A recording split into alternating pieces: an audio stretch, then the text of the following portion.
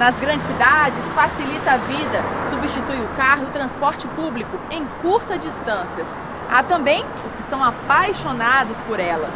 A frota de motocicletas no Brasil cresce dia a dia. Já são mais de 17 milhões de veículos. O problema é que esse aumento trouxe também um número maior de acidentes. O Caminhos da reportagem de hoje vai mostrar histórias de pessoas que trabalham, se divertem, vivem sobre duas rodas. Vamos lá?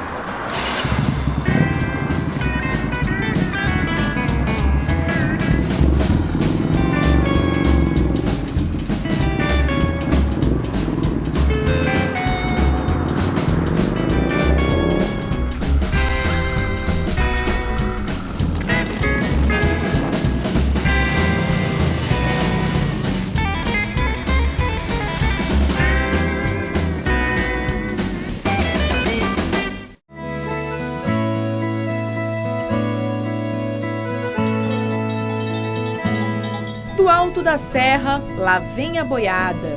O vaqueiro, que há séculos sempre tocou o gado no lombo de um jumento ou de um cavalo, de repente surge numa moto. A cena parece inusitada, mas já virou rotina em Serra Talhada, município pernambucano a 415 quilômetros do Recife. E a moda se espalha por todo o Nordeste. O jumento, também conhecido como jegue, que antes reinava nas fazendas do sertão, foi literalmente substituído pelas motos. A explicação para a troca é simples. Dá mais trabalho, dá para você arriar ele, botar na estrada, ele não quer ir.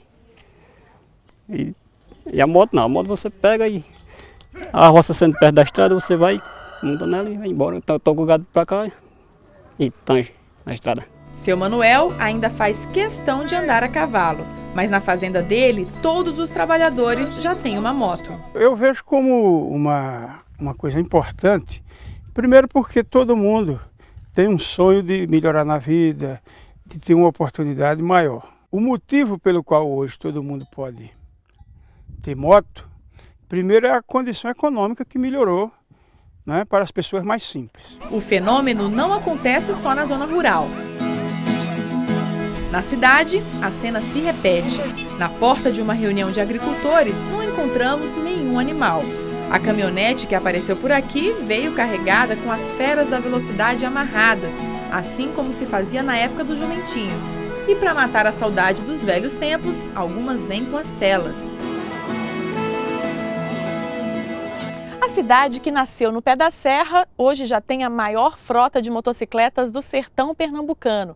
Há 10 anos, elas eram raras por aqui, mas o município se desenvolveu economicamente. E um retrato disso é o crescimento do número de motos. São mais de 12 mil.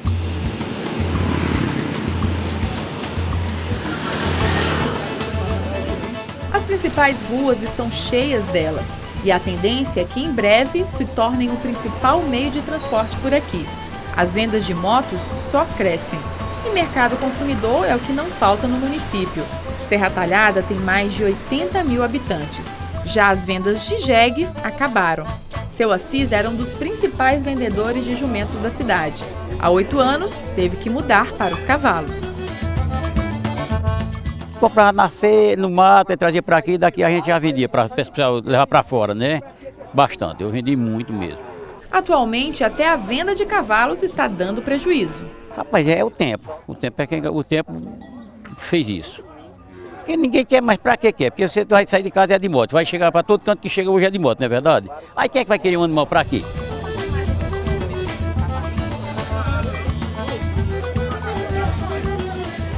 Mas os jumentos não desapareceram de Serra Talhada, não. Para encontrá-los, basta procurar perto das rodovias.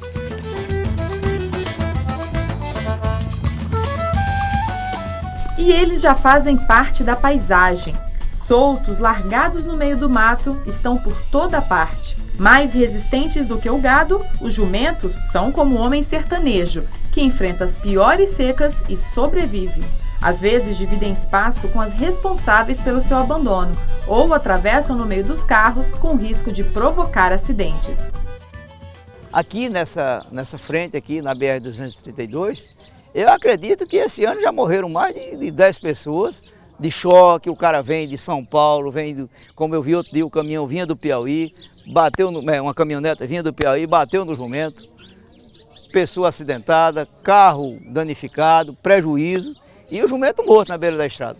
O Centro de Zoonoses captura alguns jegues nas rodovias e examina os animais. No caso dos jumentos, a gente tem ou a doação para algumas entidades ou associações, pessoal de assentamentos, ou então, em último caso, eles são colocados às margens da barragem de Serrinha. Mas o coordenador do centro reconhece que outras ações são necessárias para resolver o problema. O trabalho educativo, a identificação desses animais, a chipagem desses animais poderia ser feita e a retirada para abrigos de esterilização. Então, são uma série de programas que poderiam ser elencados em diversas frentes. Mas, infelizmente, falta recursos, principalmente ao poder público, né?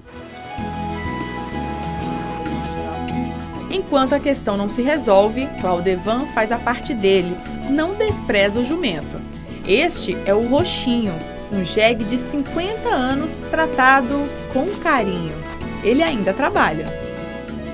É onde a gente carrega lenha, água, e tu carrega uma madeira para fazer uma estaca, ou para fazer uma cerca, e outro serviço que a gente faz, capinar o solo para aninhar nas culturas. A importância do jumentinho vai além dos serviços que ele presta. É muito importante, todos os nordestinos, e principalmente aqui nós da roça, tem que permanecer com seu jumento, porque é a cultura nordestina, que é uma coisa que não pode acabar. Mas até o Claudevan se rendeu às graças das duas rodas.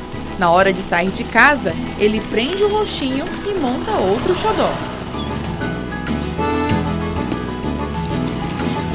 O jegue não é quem mais provoca problemas no trânsito de Serra Talhada. O município tem, em média, 170 acidentes por mês. Dentre eles, cerca de 115 envolvem motos. O próprio secretário de Meio Ambiente foi uma das vítimas. Ele foi atropelado por uma moto que atravessou o sinal vermelho. Quebrou o braço e a perna. O acidente rendeu uma poesia. O trânsito de Serra Talhada mutila mais que na guerra. Os motoqueiros malucos destroem a população da terra.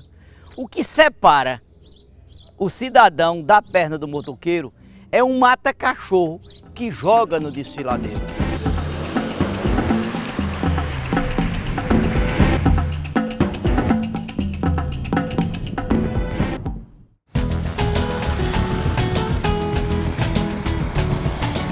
Você já imaginou uma cidade lotada de motos, tão cheia que é até difícil atravessar a rua?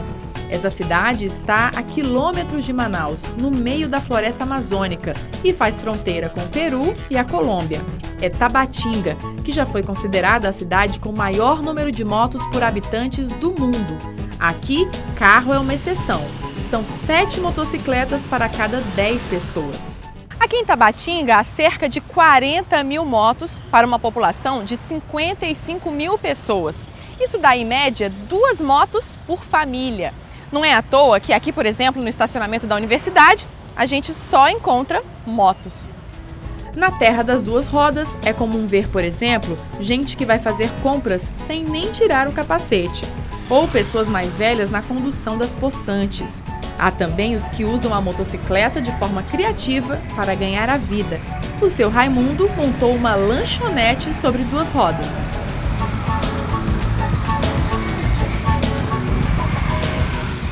Olá, seu Raimundo. Olá, boa tarde. O que você tem aí para nos mostrar? Aqui eu tenho um salgadinho de macaxeira com ovos, com carne, cachorro quente e frango, né? E aqui eu vendo suco de morango com leite, buriti, cupuaçu e maracujá, frutas da região.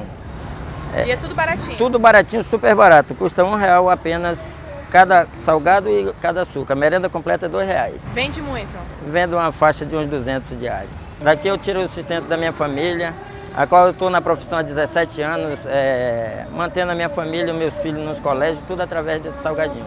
Uma das principais explicações para tanta moto é que Tabatinga é cercada de rios. Não há acesso por rodovias, só por avião ou barco. Trazer as motos para cá é muito mais fácil e barato do que transportar os carros. Tanto que as únicas lojas de veículos vendem motocicletas. De 100, mais ou menos 92% são motocicletas e 8% são de carros. Tanto assim que não existe concessionária de carros, só motocicletas. Vendemos aproximadamente 40 motos. Em consórcio vendemos 30 consórcios ao mês. Com tantas motocicletas, Tabatinga é campeã também no desrespeito à legislação de trânsito. Muitos condutores não usam capacete. Famílias inteiras andam apertadas na mesma moto. E o que é pior, crianças que não poderiam estar em uma motocicleta são carregadas sem nenhuma proteção. Isso sem falar nos adolescentes que assumem a condução. Adolescentes de 14, 16 anos já adquirem uma motocicleta. Entre os adultos, poucos passaram por um centro de formação de condutores. Há uma grande maioria de pessoas não habilitadas, mas que hoje já estão à procura, estão procurando se habilitar. Então, aos poucos, está aumentando esse número. O resultado são os acidentes, em média 7 por dia, 5 com maior gravidade. Não há fiscais do Detran em Tabatinga. O órgão atua raramente. Fiscalização já faz mais ou menos uns 3 anos e meio que não vem. Vem de Manaus? Como é que é? É de Manaus para Tabatinga. Mas há condutores treinados para respeitar as regras de trânsito em Tabatinga, os mototaxistas. A cidade foi uma das primeiras a oferecer esse serviço no Brasil nos anos 90. Nós temos cadastrados 700 mototáxis. É o meio mais barato que a população carente encontra para se locomover, aqueles que não têm transporte próprio. Então a opção, mototáxi. Pegaria um táxi só numa extrema necessidade. Se precisar de mototáxi por aqui, pode ficar tranquilo. Eles passam o tempo inteiro. Lá rápido. Tá com pressa também. Qual a vantagem de ser mototaxista? Porque não tem outra opção, né? Não tem profissão, a gente não tem aqui muito emprego, né? Opção de emprego. Os serviços de motofrete e os vendedores ambulantes motorizados também estão por toda parte. É muito bom, porque todo mundo se beneficia das motos, né? É um multiuso. A vezes lo usa para um serviço público, alternativo e serviço de trabalho, né? Que todo mundo usa. Por exemplo, esse é um serviço para manter uma família. O mundo sobre duas rodas em Tabatinga também apresenta algumas particularidades, graças à fronteira com a cidade de Letícia, na Colômbia. Os brasileiros acabam imitando alguns costumes vizinhos que não são permitidos no Brasil, como o de usar um tipo de capacete aberto que não protege o maxilar, ou transportar crianças. A lei colombiana permite, desde que os menores estejam com um capacete infantil. E vem do país vizinho também um tipo de moto bem diferente, o tuk-tuk. Ele não está autorizado no Brasil, mas pode circular em Tabatinga para deixar passageiros que vêm de Letícia. E é para lá que nós fomos conversar com os tuk-tuqueiros. Yo cuando recién llegué aquí hice mototaxi, pero ahorré unos pesitos, me compré el carrito por el sol, de pronto más rentabilidad. Más como por la gente, ¿sí me entiendes? La gente utiliza mucho, llueve el tuki-tuki y es más económico el pasaje. Un taxi va encerrado, y aquí pues van bien mirando para lado y lado la gente y van bien cómodos. Otra que no les gusta el casco, a la chica les gusta más el tuki-tuki. ¿Ah, sí? Al turista le gusta el tuki-tuki, al turista y al brasilero. Esos son nuestros clientes preferidos, brasilero de Tabatinga y turistas de afuera. Mas por que o tuk-tuk é considerado uma moto? Es dirigido como la moto Vespa, que es muy conocida mundialmente. Es cambios, acelerador, freno, igual que la Vespa. La conducción de adelante es como una moto. Y atrás viene lo que es la alteración del motocar, que viene con el motor de 125 de moto. Y tiene gran fuerza. ¿Pero es fácil de conducir? Fácil, son 3 cambios, freno, acelerador. Reversa, tiene reversa. É claro que eu não podia perder a oportunidade de andar num tuk-tuk. Então vamos lá? Venha você também, entra aqui. A viagem é divertida e confortável. Eu recomendo.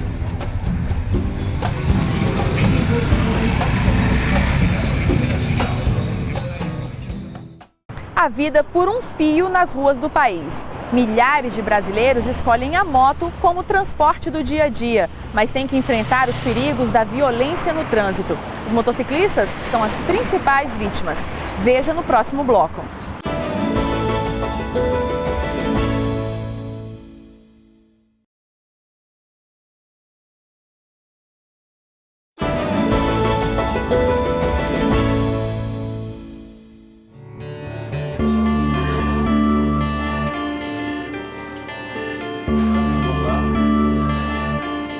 A falta de movimento no corpo é um limite a ser vencido dia após dia. E chegando ao hospital eu tive essa notícia de que eu estou paraplégica, né? Por enquanto, lógico, esperança de andar eu tenho muito. E agora eu estou tentando retomar minha vida, né? Eu tenho um filho. Eu estudava, eu trabalhava e tudo parou. Tudo parou. Aos 22 anos, a mineira Eduarda tem muitos planos na cabeça. Ela está noiva, sonha em se casar e terminar o curso de zootecnia.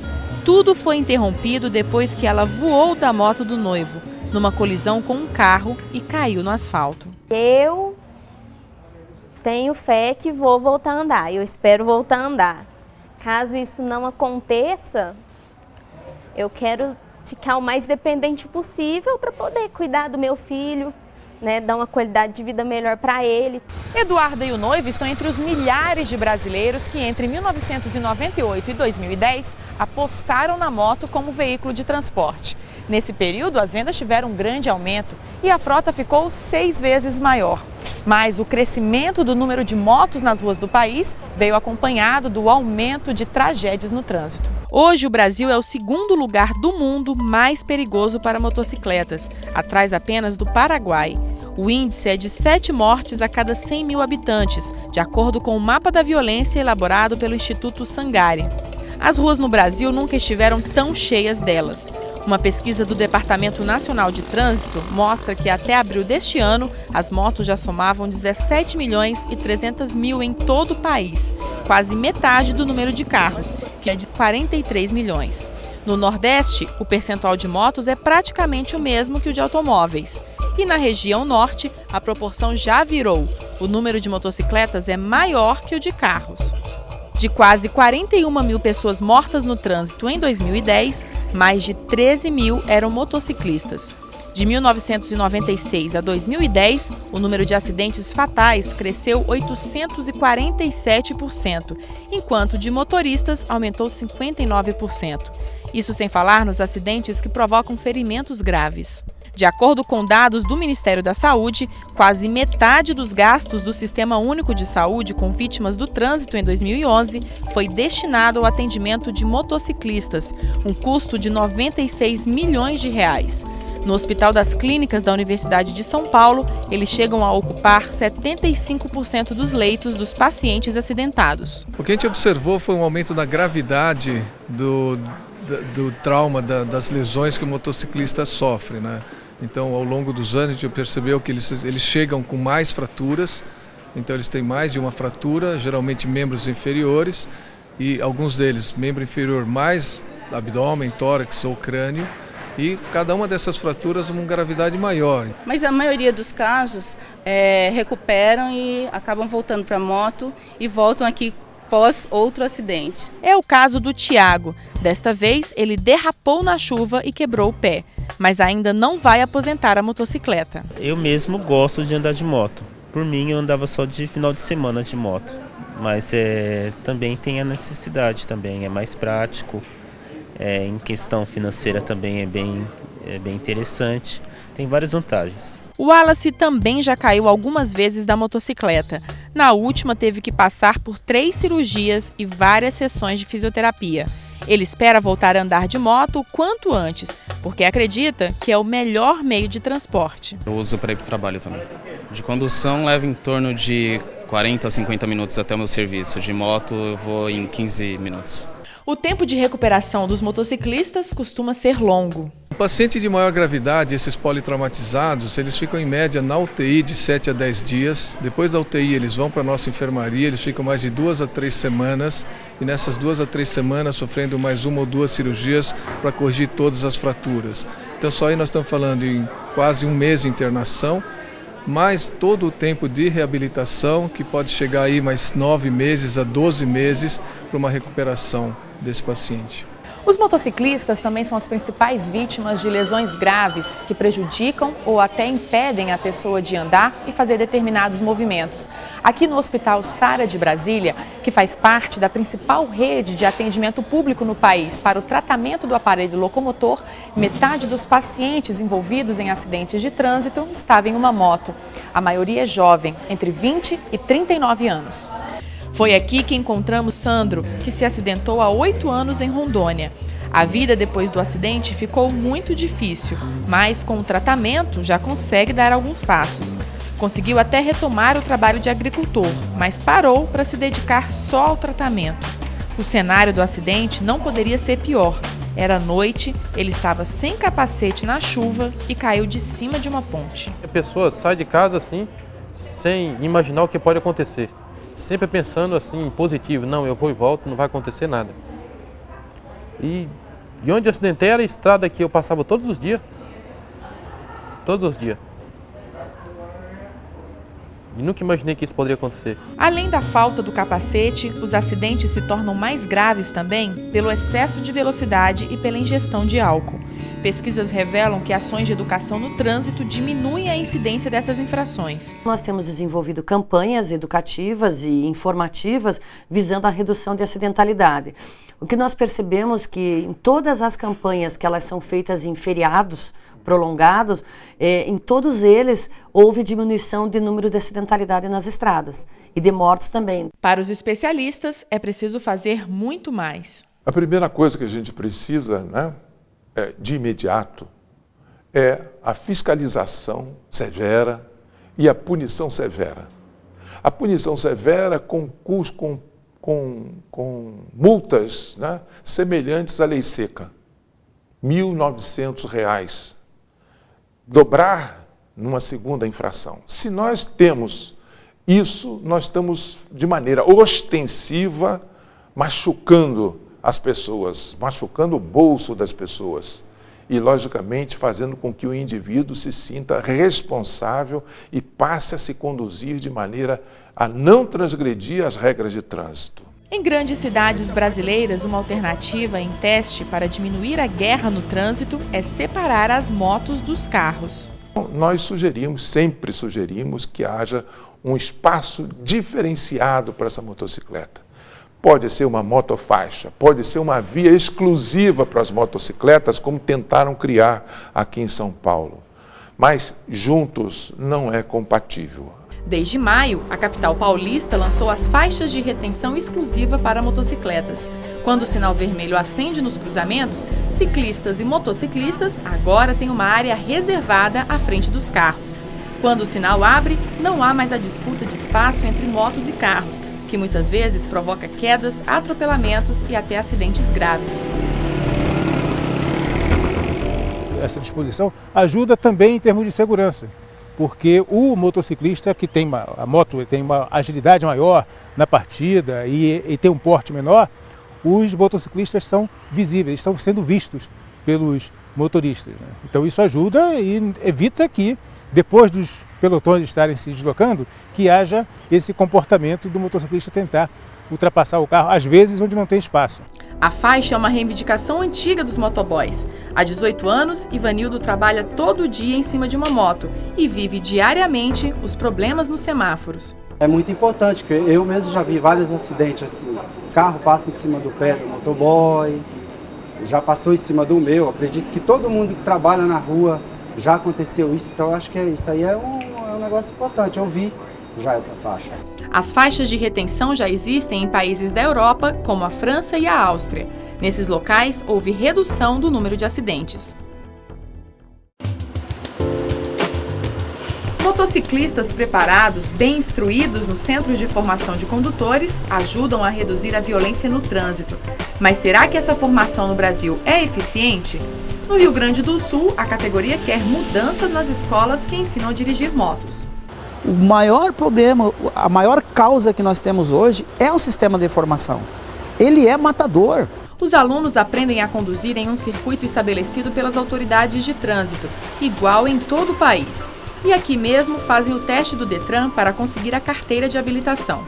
O percurso é um circuito fechado, onde o aluno tem que passar por vários obstáculos, como por exemplo o sonorizador, que é um redutor de velocidade. Ele mostra que em seguida vem uma curva e a parada obrigatória. Logo em seguida vem o slalom, que é o contorno dos cones para pegar em seguida a prancha. Ela tem 3 centímetros de altura e é bem estreita, que é para treinar o equilíbrio. Vem depois o labirinto, em que o aluno treina o uso das setas, e o 8, onde o aluno dá várias voltas. Quando ele vai fazer o exame dele para habilitar-se, receber a primeira permissão, ele tem conhecimento dessa pista, mas quando ele vai para a via, onde enfrenta carros, outros usuários da via, ele não sai com aquela habilidade no sentido de parar o veículo. O que precisa ser feito é que ele tenha contato com a rua, que ele tenha contato com o sistema externo, com outros usuários da via. E isso não ocorre. Essa ideia está em discussão nos órgãos de trânsito. O Detran do Rio Grande do Sul apresentou uma proposta ao Departamento Nacional de Trânsito para que os alunos tenham mais horas de aula com práticas no meio da rua. Do aumento da carga horária de 20 para 30 horas, mas sobretudo da questão então de sair só do espaço circunscrito da pista de motos, né, pista de treinamento, e colocar também o candidato em via pública. Essa via pública, por certo, que não é colocar ele numa via pública com intenso fluxo, seria num espaço controlado, né, mas num espaço onde ele possa exercitar outras aprendizagens que na pista acabam ficando prejudicadas, do tipo a frenagem normal, a frenagem de emergência. Se o projeto for aprovado, os instrutores vão acompanhar os alunos em outro veículo e a comunicação entre eles será por meio de fones de ouvido. Os centros de formação de condutores não gostam da ideia. Giovanni se preocupa com o perigo de tirar a atenção dos alunos em pleno trânsito na hora das instruções.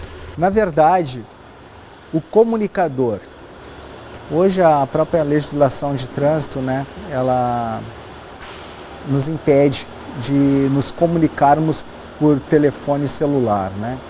Então seria algo que estaria irregular, né? Enquanto não se chega a um acordo de como diminuir a incidência de motocicletas nas estatísticas da violência no trânsito, alguns motoqueiros têm que trabalhar muito para salvar vidas ou minimizar as sequelas das vítimas do asfalto. Enfermeiros e auxiliares de enfermagem prestam os primeiros socorros a bordo das motolâncias, o meio mais rápido de chegar ao local de um acidente ou em qualquer lugar onde há pessoas precisando do atendimento de urgência.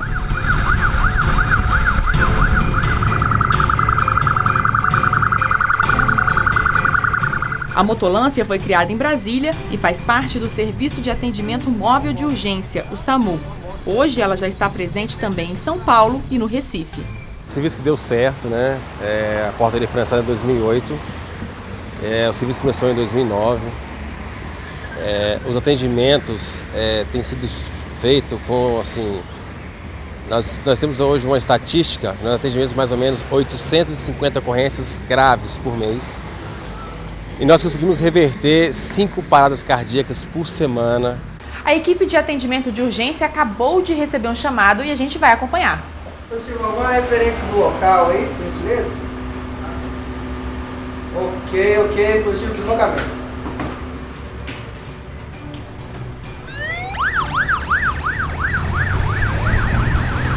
Eles passam por lugares difíceis, ultrapassam a velocidade da via, atravessam o sinal vermelho, cortam o caminho e chegam para atender antes da ambulância. Qualquer economia de tempo é vantagem, porque em um atendimento de emergência, cada minuto sem socorro acarreta em média 10% de complicações ao estado de saúde do paciente. Esse profissional ele é o primeiro a chegar no local, então ele tem que estar bem preparado, não somente com a parte operacional em si, mas também a parte emocional. Ele tem que se preocupar com a vida dele, tem que se preocupar com o deslocamento que ele está fazendo, tem que se preocupar com o atendimento que ele vai fazer quando chegar no local. Quando a ambulância chega, normalmente a vítima já está com o quadro estabilizado, o que diminui a chance de mortes. Não somente a diminuição do óbito, né, em si, da morte em si, mas também a diminuição daquelas aquelas doenças secundárias, né, devido à demora no atendimento.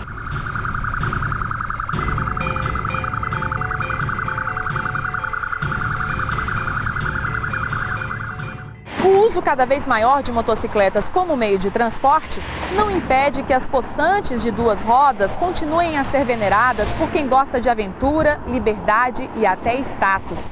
No próximo bloco você vai conhecer quem são e como vivem os apaixonados por motos.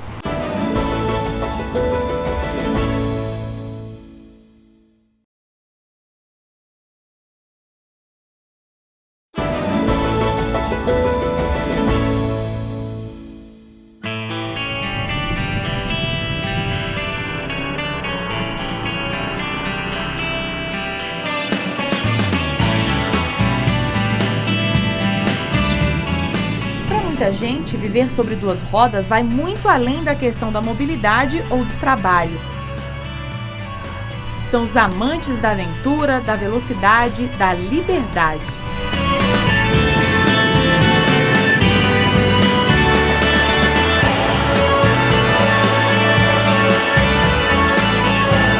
Uma moto em especial reúne milhões de apaixonados no mundo inteiro, a Harley Davidson. Ela é protagonista de diversos filmes de Hollywood, a estrela da Rota 66, a rodovia mais famosa dos Estados Unidos, e figura emblemática no mundo do rock. Ter uma Harley é entrar num universo particular.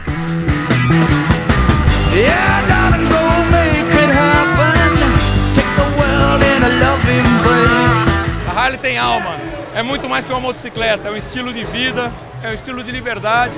Então, mais do que a moto, é toda a amizade que reúne as pessoas apaixonadas por liberdade. Só a Harley ganha festa de aniversário no mundo inteiro.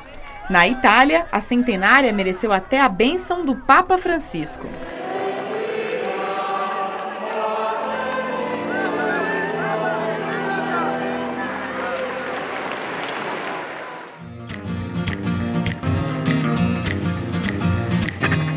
Aqui no Brasil, a comemoração dos 110 anos da marca foi em São Paulo. As homenageadas e seus donos lotaram as avenidas paulistas com um desfile de cerca de 1000 motos.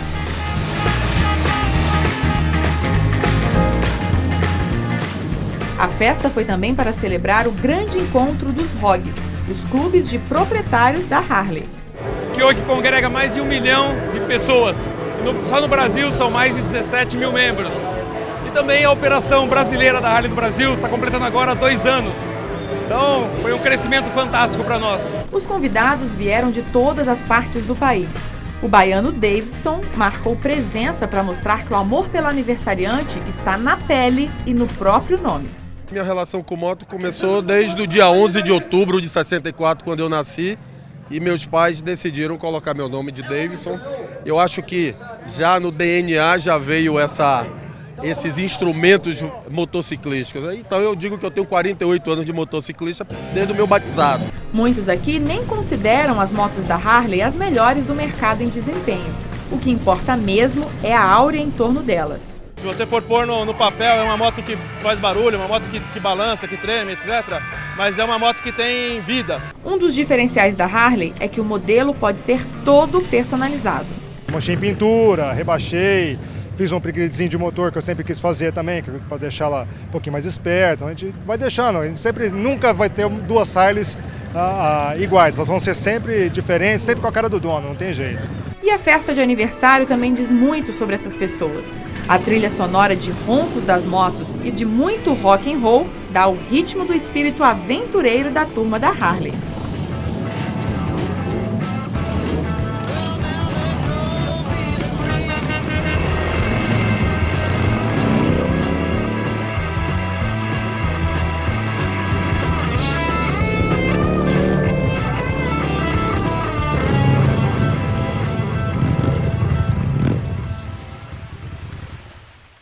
Em Gramado, no Rio Grande do Sul, elas são homenageadas o ano inteiro no Museu da Harley Davidson.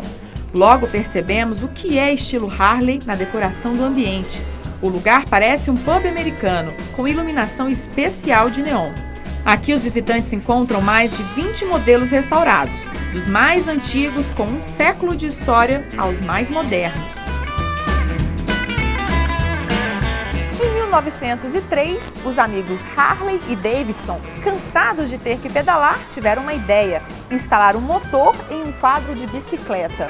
Eles tinham alguma experiência porque trabalhavam na indústria automobilística. Os amigos então montaram uma fábrica de apenas 15 metros quadrados no quintal da casa do Davidson, com a fachada exatamente como esta, e escreveram na porta o nome Harley Davidson Motor Co. Nascia assim a lenda sobre duas rodas. Eles criaram uma moto com um motor um pouco mais fraco, na verdade, no começo. Então eles andavam somente em linha reta. E aí depois, mais tarde, foram aumentando potência para subir ladeiras e até corridas de Harley. E aí, com o tempo, surgiu uma negociação com o exército americano e foi onde eles conseguiram fazer a primeira grande venda. Aqui a gente descobre como começou a associação da Harley ao rock and roll. A gente está aqui ao lado de uma Panhead, uma das motos que pertenceu ao Elvis. Foi com esse aparecimento do Elvis, essa demonstração de paixão dele com as Harleys, que surgiu esse Harley, Elvis e rock and roll. O museu é o único da Harley Davidson na América Latina. Ele recebe em média 1000 visitantes por dia. São apaixonados por motos ou apenas curiosos, dos mais experientes aos iniciantes no mundo sobre duas rodas. Estou amando aqui. Tirei fotos para levar para meus netos, porque eles gostam muito de moto, só que meus filhos não deixam comprar, como eu não deixava eles comprar também. Então eu amei, isso aqui é muito bonito, valeu a pena.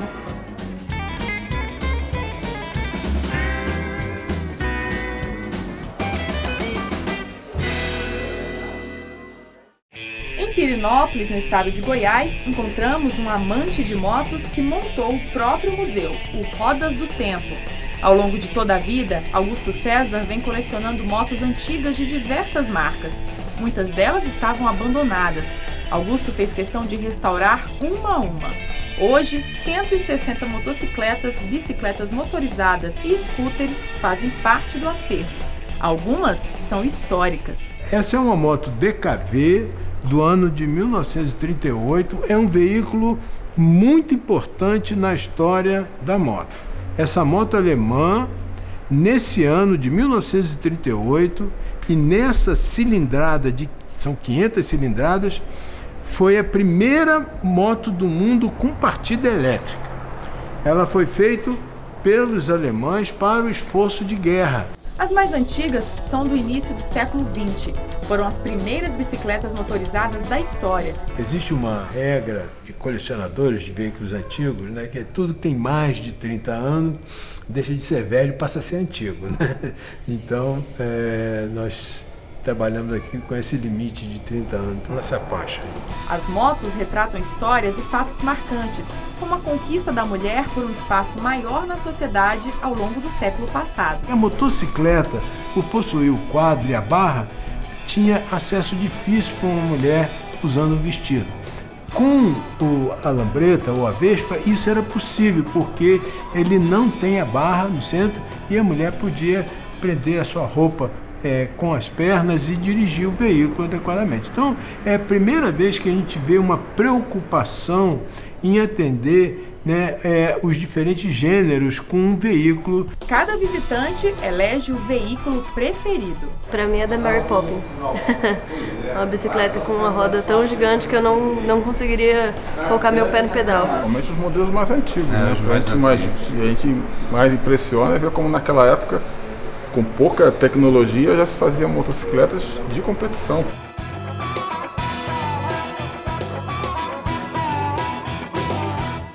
A paixão pelo mundo das motos acabou incentivando a indústria. Aqui no Brasil, a gente não tem uma marca de carro genuinamente brasileira, mas de moto tem sim. A fábrica fica em Manaus, no Amazonas. No ano passado, produziu 45 mil motocicletas e, para manter essa produção, emprega 500 pessoas. A cadeia do segmento de duas rodas se destaca por contratar o maior número de funcionários no polo industrial de Manaus. Aqui, o carro-chefe são as motos mais baratas. Dados da Associação Abraciclo mostram que 87% das motos vendidas no Brasil em 2012 foram as de até 150 cilindradas, ou seja, mais econômicas e com menor potência. Então, muitas vezes a pessoa troca o vale transporte para pagar uma prestação de uma moto em 48 vezes. Mas é um consumidor muito racional. Ele olha muito o custo-benefício da moto. Então ele tem que comprar uma moto que vá trocar óleo e colocar gasolina. Somente isso. Motos que dê um baixo índice de manutenção e com peças de reposição baratas. A fábrica tem um centro de pesquisa e desenvolvimento para controlar os índices de emissão de gases poluentes. Os gases vêm através da tubulação, eles são diluídos e através do CVS eles são enviados para esses sacos. Nesses sacos eles são coletados o ar ambiente e o ar da moto, as emissões da moto. Então são enviados para esse equipamento que faz a análise dos gases. A legislação brasileira é cada vez mais rigorosa contra as emissões nocivas ao meio ambiente. A gente fixa limites extremamente rigorosos. Os limites do ano que vem no Brasil serão mais rigorosos do que os da Alemanha, do que os do Japão. A Europa tinha traçado já uma nova fase para o programa deles, recuou. Então a partir do ano que vem as motos brasileiras são as motos menos poluidoras do mundo inteiro. Motos menos poluidoras combinam com desbravadores da natureza. Jean é um dos principais competidores brasileiros de provas de rally. Ele é craque em percursos difíceis no meio do mato ou no deserto. Ele começou cedo, aos 12 anos já praticava motocross. E assim que tirou a carteira de motociclista aos 18 anos, partiu para as aventuras dos rallies. O rally é o que mais desafia o piloto, já que você está andando em lugares que você não conhece, né? Você não sabe qual é o percurso que você vai fazer. Então você tem que pilotar, tem que navegar, porque você tem que saber o caminho, né? A organização te dá o GPS, te dá os mapas, você tem que achar o caminho e você tem que ser sempre o mais rápido possível. Jean acumula diversas vitórias, como o pentacampeonato no Rally dos Sertões, além de vencer 6 vezes o Campeonato Brasileiro de Rally Cross Country. Ele também é o brasileiro com os melhores resultados no Rally Dakar, maior prova da categoria no mundo. Para Jean, nada se compara ao prazer de encarar desafios sobre duas rodas. Como é que você não tem o resultado? Só de ter completado a prova, sente realizado.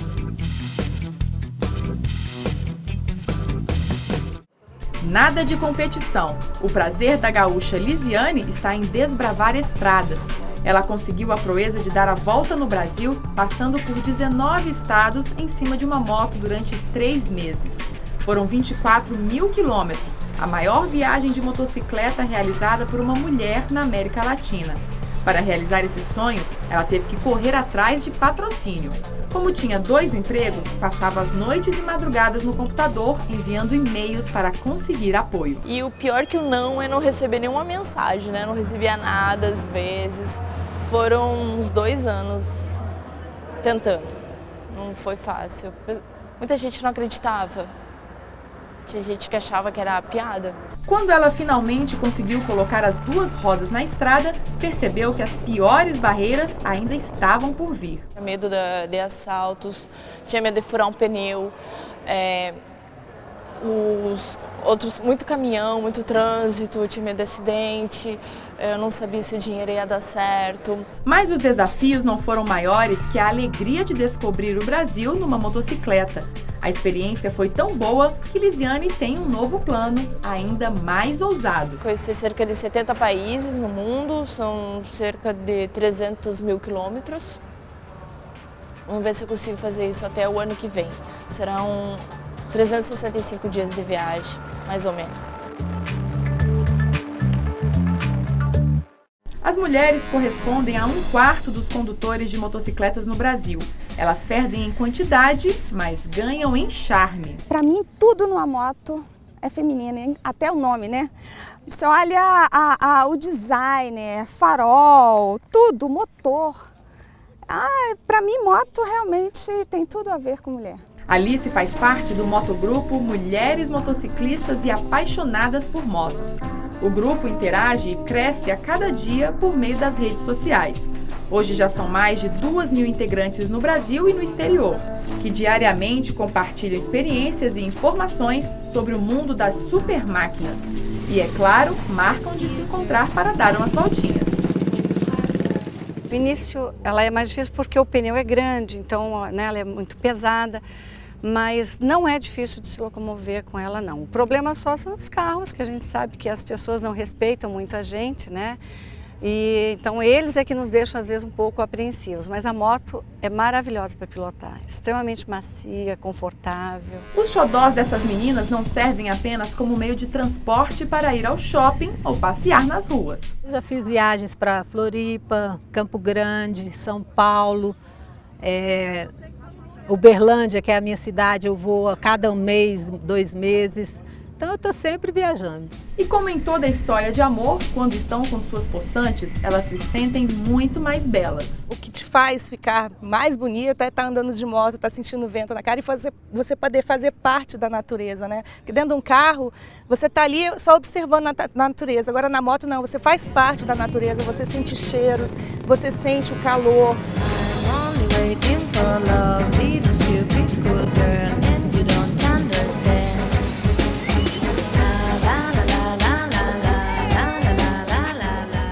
Em alguns casos, a paixão das mulheres pelas motocicletas pode ser interrompida pela violência no trânsito. Em Farroupilha, no Rio Grande do Sul, encontramos uma história assim. Débora gostava muito de viajar sobre 2 rodas, mas foi perto de casa que ela sofreu um grave acidente. Quebrou 3 vértebras da coluna e ficou tetraplégica. Quando eu caí, eu já fiquei totalmente imóvel. Eu não sentia mais o corpo, nem tinha movimentos. O que antes era diversão, virou trauma. O trânsito para mim é difícil. Eu fiquei com bastante medo, assim, do trânsito, enfim, de viagens, de tudo, né? Claro que a gente sai, né? A gente viaja, a gente tem uma vida, assim, bastante ativa, né? Mas eu tenho bastante dificuldade. Vai fazer 7 anos em agosto. Débora decidiu se dedicar à realização de um sonho para se reerguer nessa nova fase da vida, ser mãe. Manuela nasceu cheia de saúde e desde pequena segue os passos da mamãe, ou melhor, as rodas. A brincadeira preferida da Manu é correr atrás da Débora com o Velotrol. E assim as duas se divertem o dia inteiro. Depois de aprender a viver na cadeira de rodas, a gravidez foi o segundo maior desafio na vida da Débora. Mesmo ciente das possíveis complicações, ela procurou um médico especialista em partos de alto risco. A possibilidade de ser mãe da Manuela trouxe muita vida. Eu acho que a Manuela, ela me faz ter forças para conviver todos os dias com tudo aquilo que esse acidente me deixou, né? Ela é a grande força, a grande inspiração, assim. Ela tornou, assim, a minha vida muito mais completa. 10 de janeiro de 2012 não foi apenas o dia em que a Manuela nasceu. Foi também o momento em que Débora deixou as tristezas do acidente para ser feliz ao lado da família. Ela não pode realizar várias tarefas, como trocar a neném ou dar banho, mas conta com a ajuda do marido, que passou a trabalhar em casa para cuidar de suas meninas. Eu não me dei conta do tamanho da mudança, eu simplesmente fiz, porque precisava que fosse feita. Então, estou me adaptando e eu acho que estou conseguindo superar mais essa situação de vida, né? Mas estou feliz, estou muito feliz com a escolha e com as mudanças. O amor sobre duas rodas não acabou. Ele só ganhou uma nova forma e se multiplicou.